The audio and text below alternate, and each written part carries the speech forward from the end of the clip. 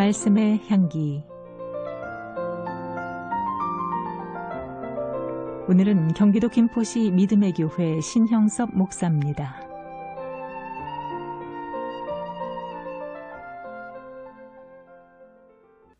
어느 큰 집에 잔치가 있어 음식을 장만해야 하기에 집주인은 그 집의 동물들을 소집하여 회의를 열었답니다.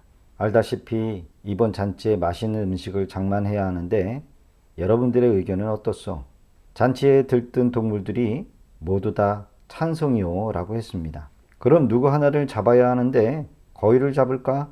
라고 하자 새파랗게 질린 거위가 나는 이 집안에 커다란 알을 낳아주는데 날 죽이다니 닭을 잡으시오. 잔치에는 닭 잡는 것이 아닙니까? 라고 했습니다. 깜짝 놀란 닭이 무슨 소리를 하는 것이오?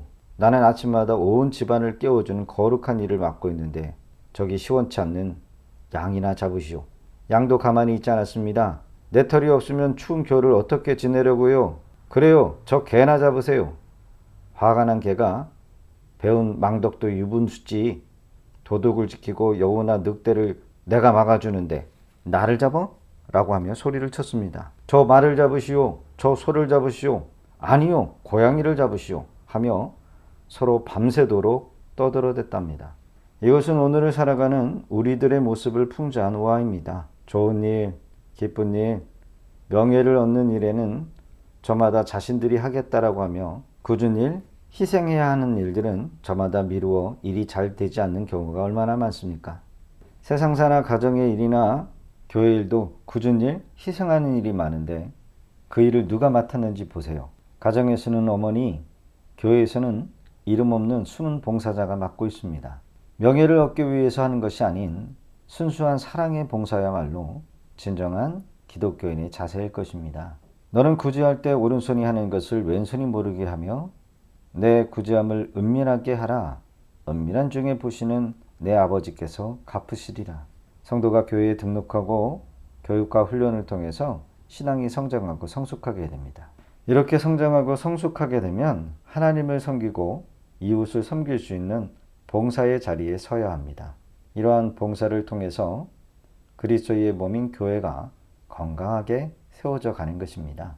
이 봉사는 교회에서만 필요한 것이 아니라 직장에서도 여러분들이 있는 모든 곳에라도 성숙한 성도라고 하면 삶으로 반드시 나타나야 합니다. 한국 교회의 대부분의 극소수만 봉사한다고 합니다. 그래서 한 사람이 몇 개 이상 봉사자로 헌신하게 됩니다. 그런데 한 사람이 많은 일을 감당하다 보면 지칠 수가 있습니다. 모든 성도가 자기가 가진 은사를 가지고 조금만 봉사해주면 다른 형제들이 지치지 않고 나눠서 일을 함으로 활기 있게 봉사할 수 있게 됩니다. 또한 우리는 믿음의 분량을 알고 믿음의 분량대로 생각하며 믿음의 분량 안에서 봉사해야 합니다.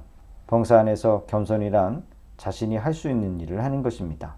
자신의 믿음의 분량을 알고 자신이 서야 할 자리에 서고 자신이 할 수 있는 일을 하는 것입니다. 교회의 덕을 세우는 봉사자가 되려면 자기 자신을 바르게 알아야 합니다. 자신의 은사가 무엇인지를 알고 또 남이 알아주지 않는 자리일지라도 자신의 은사라면 충성스럽게 봉사해야 합니다.